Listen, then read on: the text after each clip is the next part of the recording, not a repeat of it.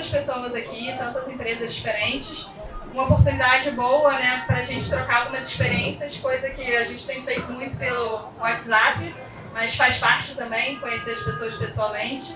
E eu espero que esse seja um primeiro encontro de muitos e que essa comunidade de RI que no Rio de Janeiro não é tão grande, que pelo menos a gente estreite os relacionamentos e consiga trocar muitas experiências. Eu queria apresentar agora o André, que também é da diretoria regional do IBRE, e agradecê-lo, porque ele foi responsável por toda a organização, mobilização dos patrocinadores, dos painelistas, e vou passar aqui a palavra para ele. Obrigada, bem-vindos.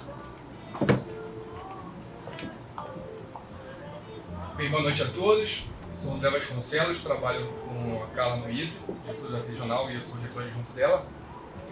Queria agradecer também a participação e o engajamento de todos nessa iniciativa. Certamente, como a Carla falou, é a primeira de muitas. É um momento que a gente está tendo aqui de retomada do mercado de capitais no Rio de Janeiro, de engajamento dos profissionais de RI, e acredito que certamente a gente vai iniciar agora um novo momento, uma nova era de aproximação, e a partir de agora esse evento organizado pelo IBRE e outros como apoiador, como organizador também. Então a gente pretende aí dar um gás bastante importante nessas iniciativas que envolvem direito societário, governança corporativa e mercado de capitais de modo geral. Passo a palavra agora para o Guto, Carlos Augusto Junqueira, para iniciar o debate. A questão principal que eu queria introduzir, sem combinar com os demais, mas eu vim pensando aqui, que provocação poderia fazer para os maiores especialistas de relações com investidores. E no evento aqui no Rio de Janeiro, né? Então eu acho que a gente hoje no Rio de Janeiro a gente pode pensar grande, né? Porque a gente está num momento tão difícil, né? E qual é o próximo caminho da relação com os investidores a partir de uma provocação, de um evento que já é um sucesso só pela quantidade e qualidade dos presentes, né? Então é uma satisfação estar nesse evento aqui do IBRE e parabenizar a organização também. E antes de passar a palavra aqui para o Claudenir, vai dar uma agenda bastante interessante do ponto do BNDES ontem, hoje e amanhã, rapidinho também. O que eu vejo hoje como uma grande inovação na área de RI? É o atendimento para o investidor da micro e pequena empresa, né? A CVM ela andou muito bem recentemente na regulação do crowdfunding. Eu acho que ela foi brilhante, tanto na condução quanto na conclusão da regulação, a instrução 588. Ela permitiu a oferta primária de ações, debêntures, notas promissórias, qualquer título, e criou uma nova categoria de empresa, de emissora, que é a Sociedade Empresária de Pequeno Porte. Então, a CEP, até não confundir com a CEP da CVM, que é a área de acompanhamento de empresas. Mas essa pequena e média empresa ela não foi exigida, tal como as grandes empresas, por um formulário, né, o formulário da Instrução 480. E a CVM deixou aberta essa prestação de informações. E também não exigiu o DRI, que é o curioso, que é a única profissão exigida das companhias abertas. Pode até não ter presidente, mas o RI tem que ter, eu sempre falo isso, o RI é profissional mais importante que o presidente, porque ele é exigido a função específica de RI e não é a de presidente. Então, para as companhias abertas, o drive da informação passa pelo RI. E quem será o RI dessa pequena e média empresa? Porque é questão de tempo que ela esteja disponível nas plataformas, como quaisquer outros investimentos que hoje estão. Então, o home broker do futuro, que é logo amanhã, ele vai contemplar uma opção de equity do crowdfunding nessa oferta primária, né? E qual vai ser a prestação de informações desse profissional?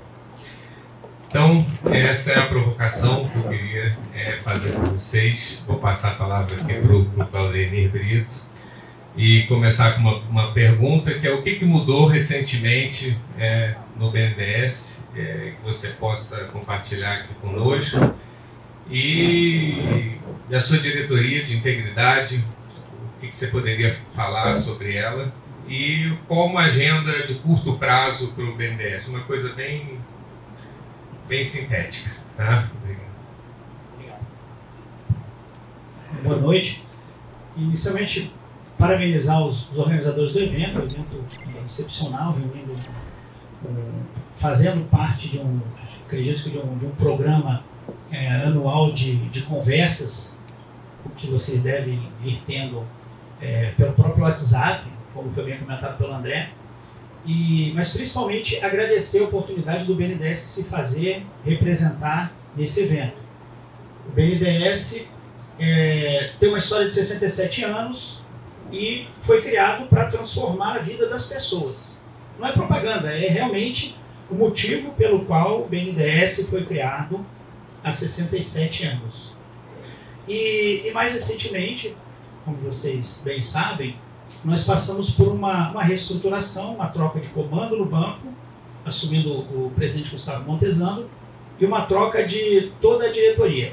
Então, os 9 diretores foram substituídos, uma série de superintendentes, e um dos primeiros comandos que o presidente Montezano deu, um dos primeiros desafios, foi justamente transformar o BNDES de um banco puramente de crédito, um banco que oferecesse serviços financeiros, soluções financeiras, para um banco que pudesse oferecer serviços em projetos. Um banco que pudesse oferecer para os estados, para o cliente público, projetos de infraestrutura que fizesse justamente aquela ponte entre o recurso e a obra propriamente dita, o serviço para o cidadão. Porque o BNDES é um banco do cidadão. Posso dizer que o BNDES tem um dono, que é a sociedade brasileira. E nesse sentido, nesse comando inicial que o presidente Montezano nos deu, nesses últimos 4 meses, eu diria que foi a maior vitória que nós tivemos. Nós tivemos, é lógico, pequenas vitórias diárias. Cada dia nós temos nossos desafios, nós temos nossas pequenas vitórias. Mas eu diria que a maior vitória que nós tivemos nesse período foi o aumento da carteira de projetos que o BNDES está conduzindo. Nós passamos em 4 meses de 31 projetos, um capex de 83 bilhões aproximadamente, para 83 projetos com um capex de mais de 200 bilhões, já com uma possibilidade, com oportunidades na casa de quase 100 oportunidades de novos projetos levantados. Isso é a prova mais do que clara de que as mudanças internas profundas que o presidente Montezano determinou, que a nossa diretoria conseguiu implementar nesses 4 meses, direcionando a prioridade do banco para esses projetos, teve um resultado extremamente positivo para o que nós queríamos.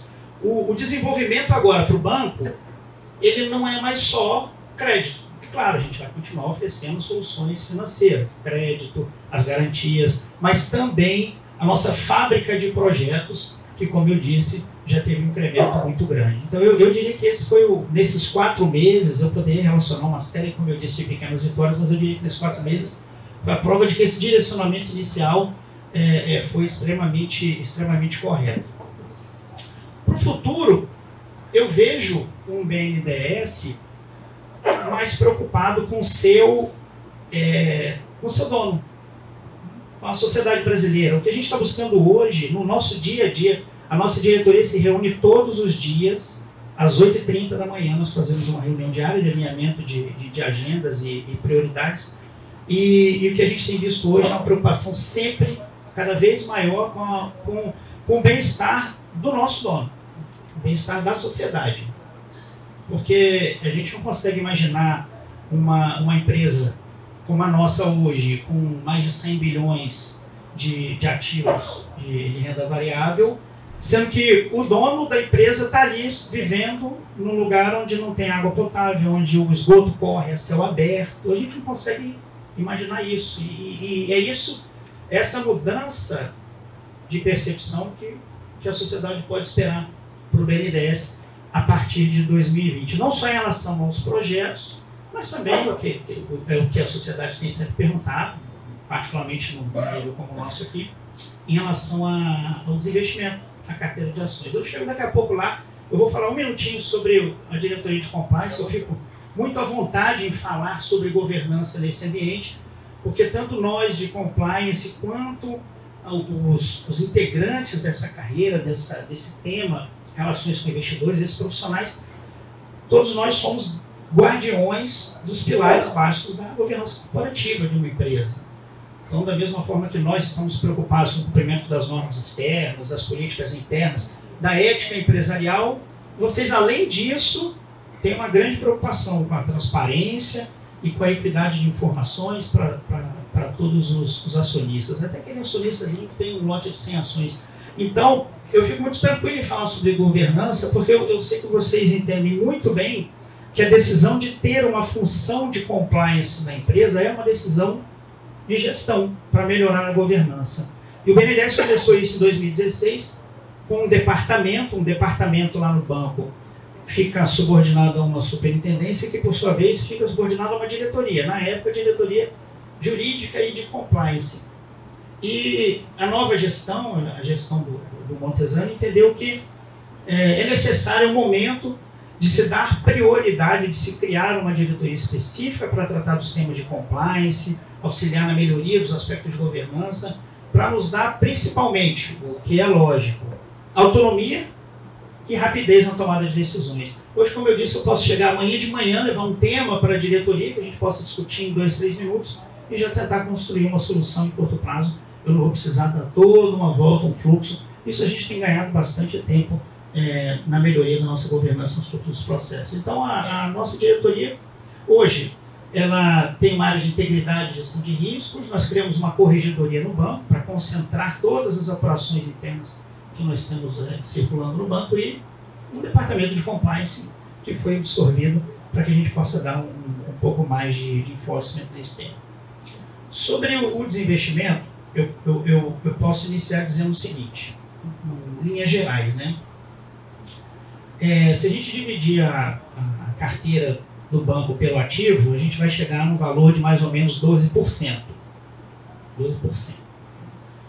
Os bancos de varejo hoje têm uma média de 0,5% dessa proporção. Vejam, de 12% para 0,5%. O BNDES está lá em cima. Vamos falar de banco de desenvolvimento. Ok, os internacionais têm uma média ali de 0,3% na carteira de renda variável, comparando com o ativo.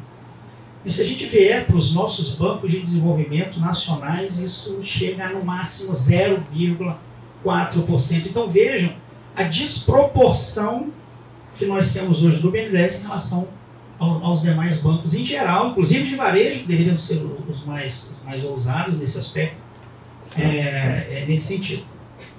Em segundo lugar, se a gente fosse fazer uma comparação, e nós fizemos esses estudos todos nos últimos meses, se a gente for fazer uma comparação entre nossa volatilidade ali anual, a gente conclui que a nossa carteira é de um nível muito agressivo, mais agressivo que o Bovespa, mais agressivo que diversos fundos de ações que já são considerados agressivos. E, além disso, quando a gente fala da nossa carteira, nós tivemos que tomar uma decisão mais recente, que foi reduzir o nosso limite de apetite ao risco de mercado. Nós tínhamos um VaR diário de 5,6 bilhões de reais. 5,6 bilhões de reais de VaR diário.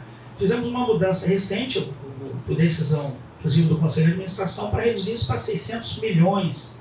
O que nos obriga, naturalmente, a iniciar, quanto antes, um processo de desinvestimento dessa carteira de ações. Quando é que isso vai acontecer? Datas, quem vai ditar acaba sendo o mercado. Os momentos mais propícios, não dá para dizer que momento vai ser, qual é a prioridade na carteira, mas um compromisso que o banco tem firmado é que nós consigamos, nesses 3 próximos anos, desinvestir boa parte da carteira para poder reduzir esse risco. E qual que seria a finalidade prática disso, né? Recentemente, numa coletiva, um repórter perguntou, mas para onde vai esse dinheiro? Vai para o caixa. Vai para o caixa do banco. Daí, qual vai ser o redirecionamento que nós vamos fazer? Vai depender do momento, vai depender da prioridade naquele momento. Mas o mais importante é que a gente tenha sempre em mente lá no BNDES que o nosso dono é o cidadão brasileiro. E o cidadão brasileiro hoje demanda recursos em outra área, com outro tipo de prioridade. Então é nessa linha que a gente vem trabalhando.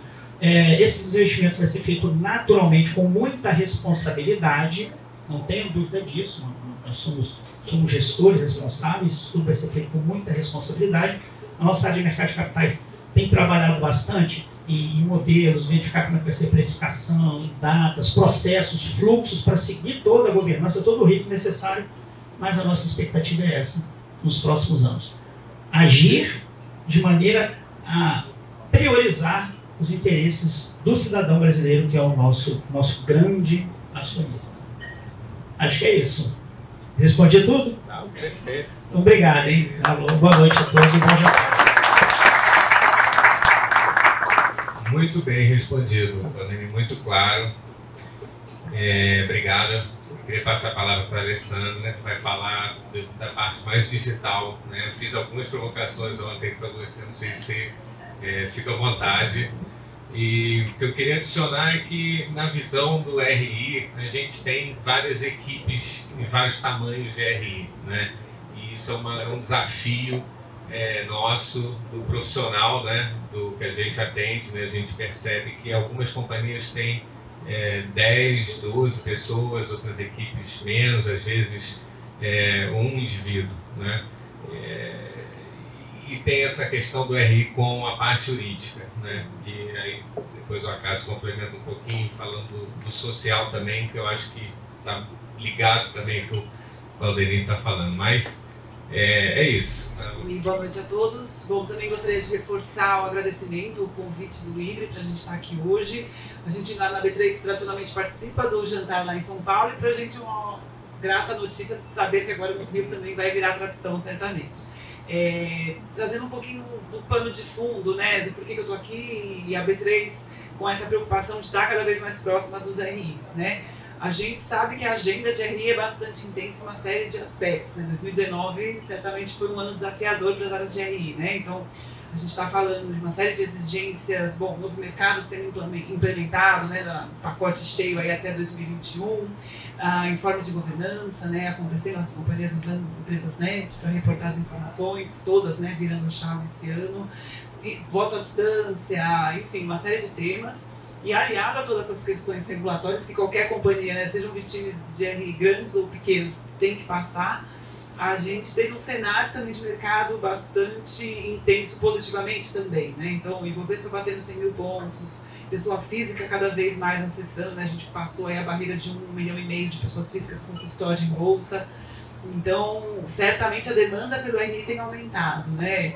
Mais pessoas têm olhado, mais companhias têm usado o mercado de capitais para se financiar também. Então, esse ano a gente teve volumes recordes aí, né, de captados, em que sejam follow-ons ou IPOs, né? Tivemos 5 operações de IPOs esse ano.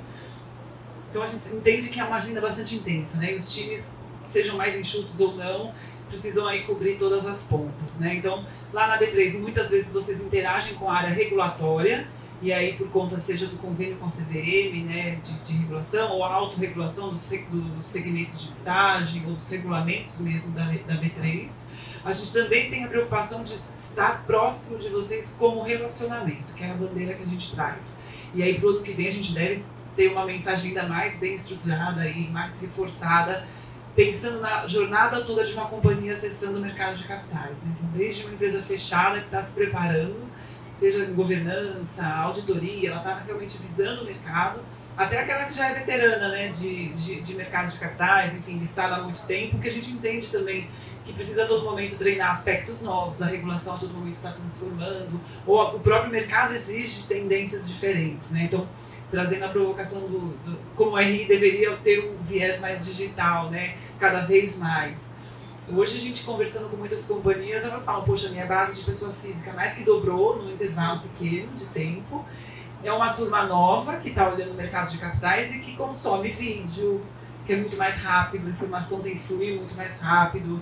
Embora eles não tenham a sofisticação de um investidor institucional, certamente consomem a informação talvez com a mesma agilidade, né? E quando a gente fala pessoa física, eles não são também tão uniformes assim. Tem investidores muito mais sofisticados, que operam com robôs e realmente com uma frequência bastante alta, outros que já são mais de longo prazo, ok, vão consumir informação num prazo mais espaçado, mas certamente as companhias no dia a dia, né, que a gente conversa com todos vocês, aí sejam pautas diferentes, é uma preocupação que tem crescido, né? Como que eu me comunico com essa nova base de investidores? Muitas vezes as empresas estão usando vídeos para comentar uma informação, um fato relevante, um resultado. Essa proximidade, a simplicidade da informação, acho que tem sido o tom aí, trazendo um pouquinho desse gancho do quão digital deveria, talvez uma das próximas preocupações, né? Bases, e cada vez mais acho que o investidor, a pessoa física vai acessar a bolsa, né? Acho que o próximo ano não deve ser tão diferente e certamente dá mais trabalho, né? A informação fluir, rápida, precisa, simples, enfim, acho que tem um desafio grande aqui. E aí a B3, a gente a todo momento quer estar próximo de vocês, trazendo expertise, networking, como que a gente consegue unir as pontas, né? Então esses encontros pra gente é super rico, né? Pra gente pegar um pouquinho do feeling, né? E das preocupações das companhias, pra gente conseguir articular discussões relevantes, aportar conhecimento. Para o ano que vem a gente deve vir muito mais estruturado com um programa de relacionamento com as companhias, justamente para tentar facilitar, né? Então equipes menores, muitas vezes tem tempo consumido ou com viagem, ou com todo o atendimento das regras, às vezes não conseguem olhar para outras coisas. A gente fazer as provocações, a gente entende que é também nosso papel, né? Induzir boas práticas, certamente, né? A gente sempre naturalmente leva a bandeira de governança corporativa, mas também como que a gente pode ser parceiro nisso tudo, né? E facilitar, melhorar a experiência da companhia no mercado. Acho que um pouquinho da mensagem aqui. Obrigada.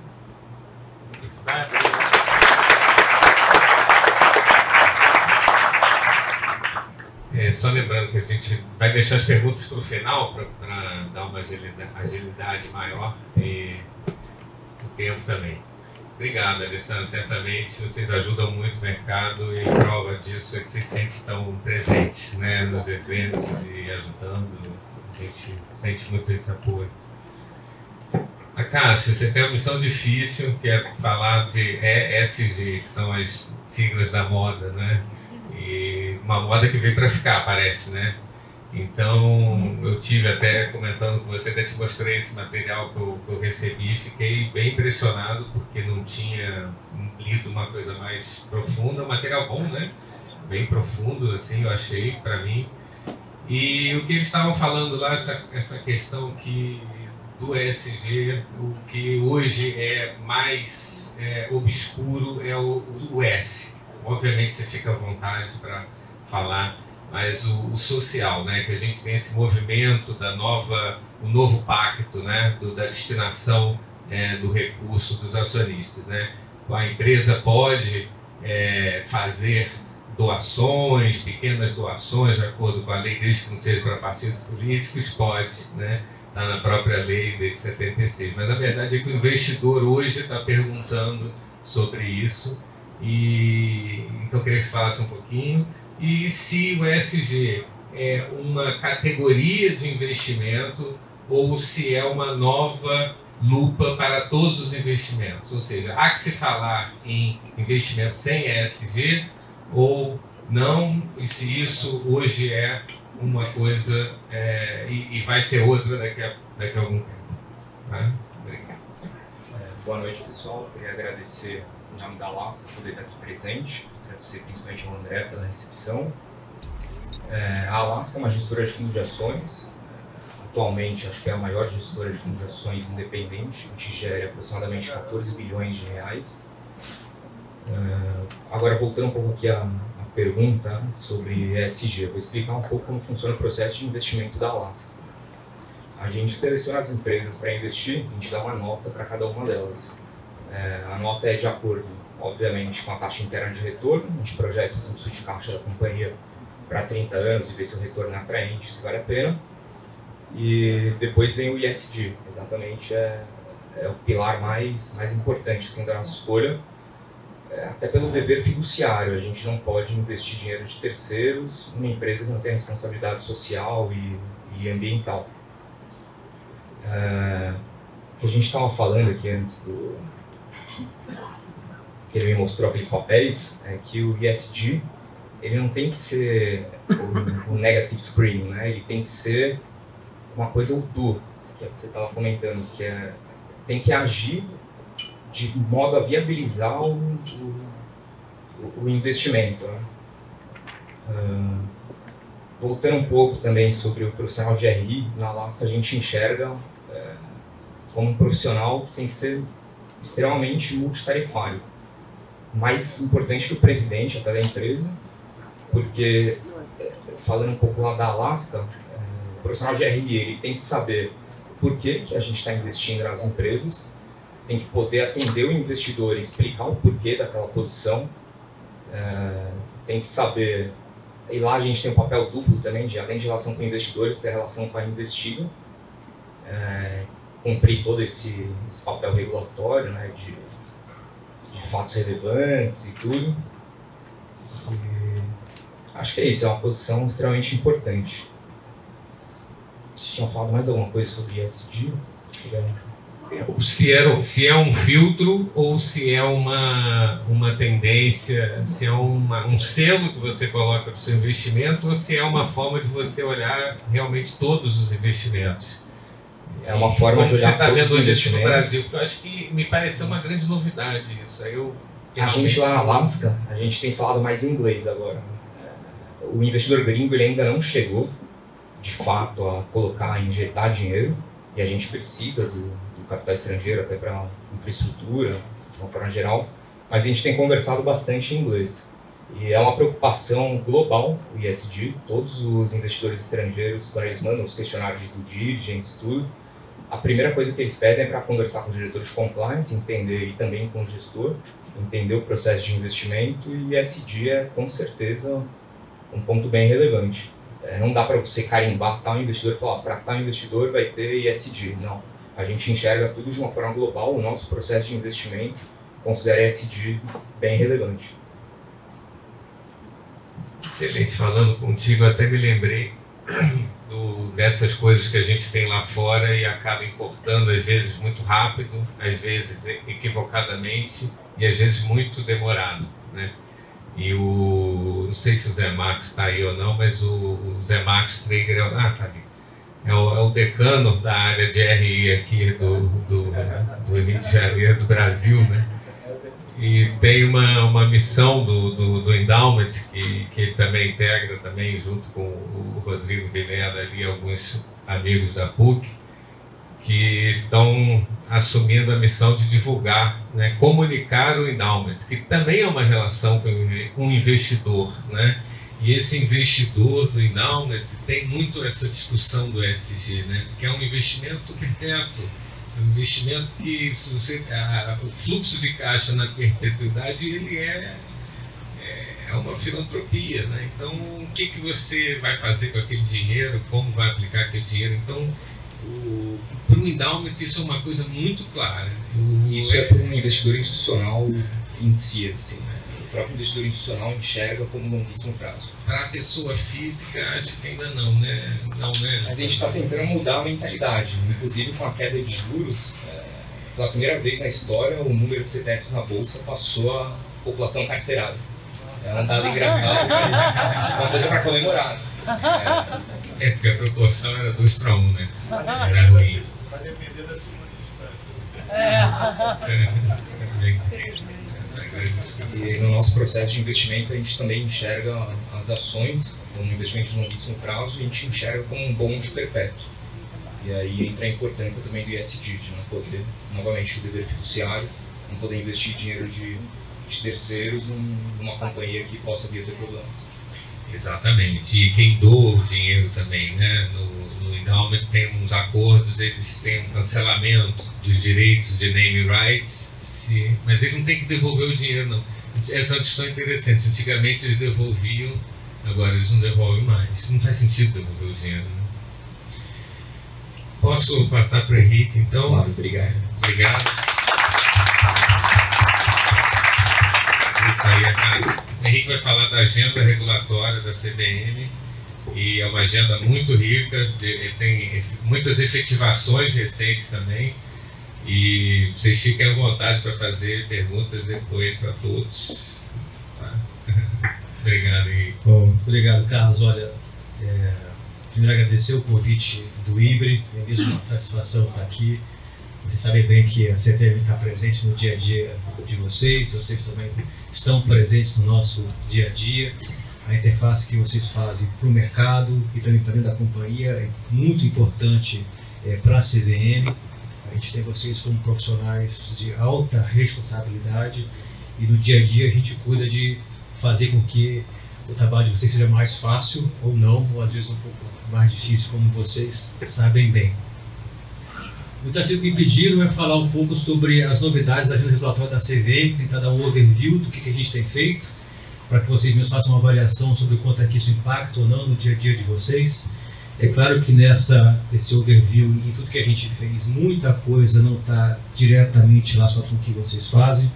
Esse ano, por exemplo, a gente está lançando uma nova norma sobre lavagem de dinheiro no mercado de capitais, falando sobre norma sobre tecnologia de informação para intermediários, então gerenciamento de riscos intermediários, base de dados das corretoras, das gestoras, é um universo um pouco diferente. Lançamos uma audiência pública conceitual sobre agentes autônomos de investimento, que para esse mercado foi revolucionário, mas tentando focar um pouco mais a agenda de fundos de infraestrutura, assim, aumentando a atividade para dependências de infraestrutura, de modo que elas chegam a ser encarteiradas ou compradas em fundos de infraestrutura sem algumas restrições previstas anteriormente. Então, uma agenda para avançar esse mercado de infraestrutura. Mas também tem uma agenda menos interessante, mas talvez mais impactante para vocês. A gente mudou toda a regulamentação sobre multas combinatórias na CVM e prestação de informações periódicas. Assim, pelas cabeças eu vejo que muitos de vocês sabem disso, é importante que saibam disso mesmo, né? Para o ano que vem a gente mudou a dinâmica do nosso relacionamento com as companhias, a gente vai estar solicitando menos diretamente o envio de informações, haverá um calendário anual próprio e que se espera que seja cumprido periodicamente, sem uma demanda específica, não só de vocês, mas para de todos o nosso conjunto de regulados. A gente reformou todo o nosso arcabouço do processo administrativo sancionador, regulamentando novidades em lei, também regulamentando o acordo de supervisão, que é aquele em que os administradores, os nossos regulados todos, podem procurar a CVM para denunciar irregularidades, obter com isso benefícios e eventuais sanções. Então, uma reformulação completa aí do nosso processo administrativo sancionador. A gente fez também algumas modificações pontuais mais relevantes no regime de ofertas. Você deve ter visto que a gente permitiu agora que as propostas, os pedidos de análise de ofertas públicas ou ofertas iniciais possam ser feitas de maneira confidencial na CVM. Então a gente consegue dar esse tratamento um pouco mais sigiloso, evitando que o escape dessa informação ou diminua a atratividade ou permita que concorrentes se organizem durante esse período. Então é uma mudança simples, dar essa confidencialidade, mas que demorou para que a CVM fizesse. A gente trouxe um pouco do benchmark internacional para esse nosso mercado também. A gente regulamentou mais recentemente um programa de recompra de ações das próprias companhias, como é que essa recompra pode ser feita, também na nossa agenda regulatória. A gente vai lançar muito brevemente o nosso edital falando da autorregulação unificada na Bolsa. A nossa minuta também sobre a nova norma sobre administradores de mercado organizado, também da B3. Mas para o ano que vem, talvez seja até mais interessante para vocês terem uma noção, do que a gente imagina ser prioritário na nossa agenda regulatória e depois, rapidamente, o que a gente vê também de interessante na nossa agenda de fiscalização. Eu acho que é um feedback interessante vocês terem.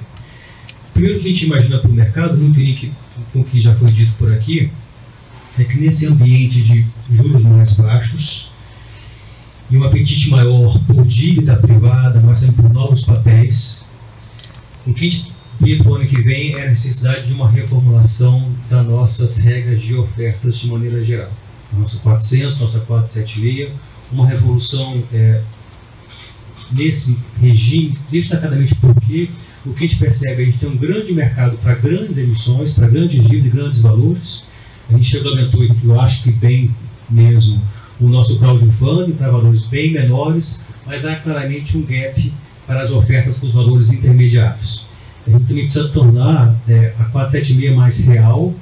A gente tem a 400 para o varejo, para o pulverizado, e o 476 virou uma necessidade regulatória conjuntural para poder vender a minha dívida para alguns parceiros pré-determinados.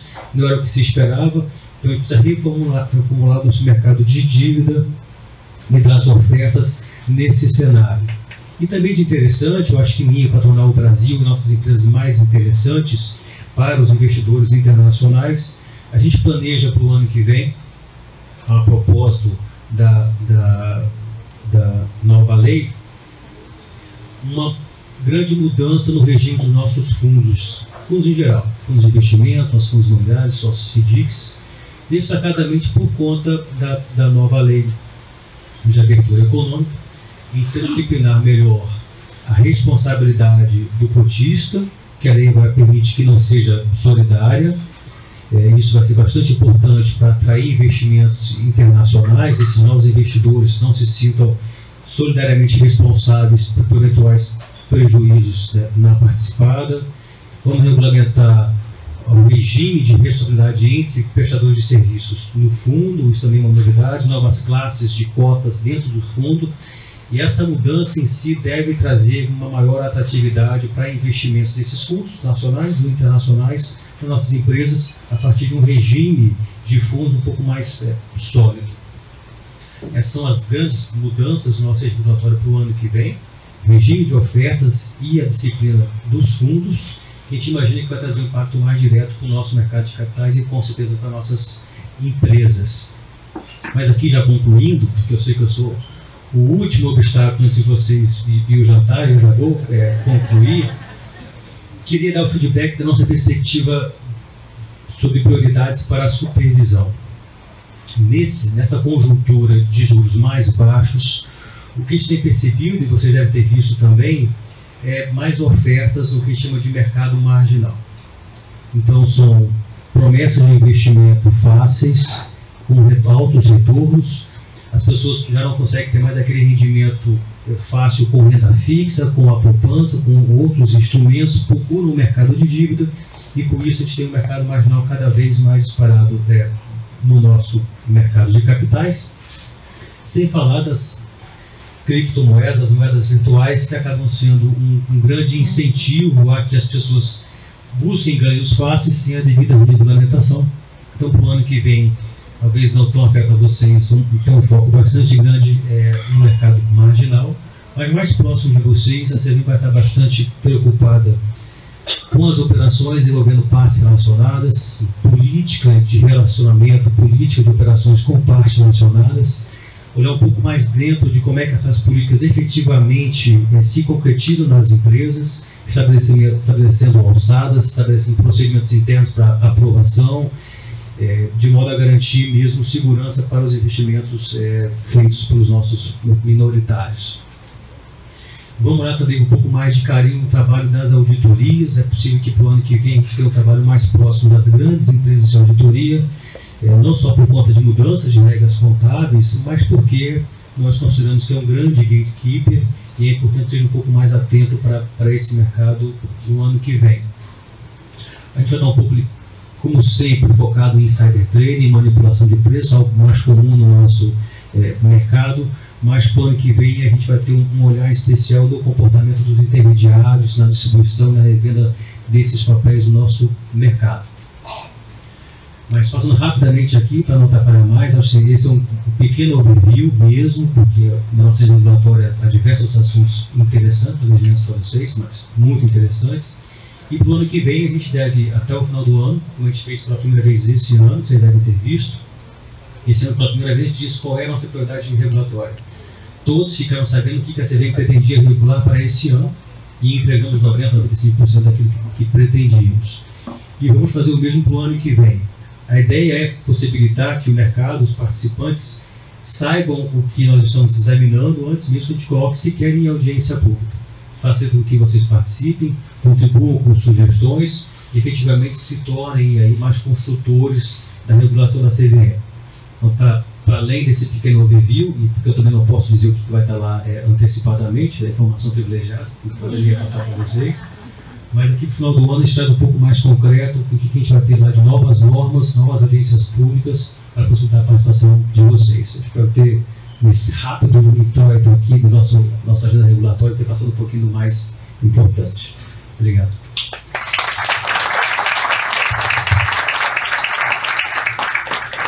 Muito bom, Henrique. Não é uma informação privilegiada, mas é um privilégio ouvir a sua pontuação sobre essas ações, que eu sou testemunha, né, da CVM. Eu acho que é uma instituição que pratica aquilo que exige. Isso é uma coerência, né? É um pouco essa autenticidade, né, que a gente busca tanto nas informações, né? E ter essa face jurídica e também da autenticidade do RI. Eu queria agradecer bastante a oportunidade e pedir uma salva de palmas aqui para o IBRE, para nossos participantes.